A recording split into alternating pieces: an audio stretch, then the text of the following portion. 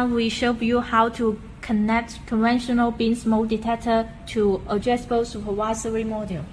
First, we move to register to choose product type as supervisory module file. And then we choose beam here.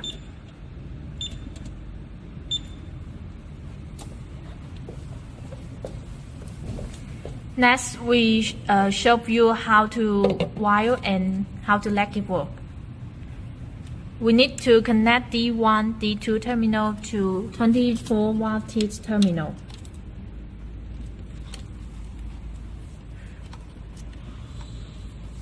We connect HJ1, HJ2 terminal to SUPV terminal.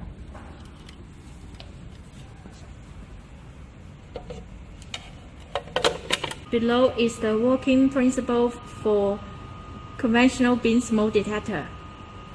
This is the reflect mirror.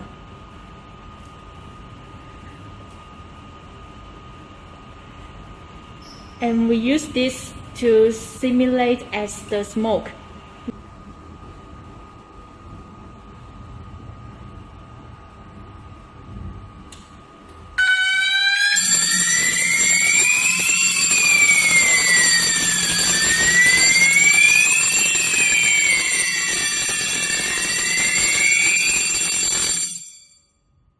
If you want to reset the conventional beam smoke detector, just reset here.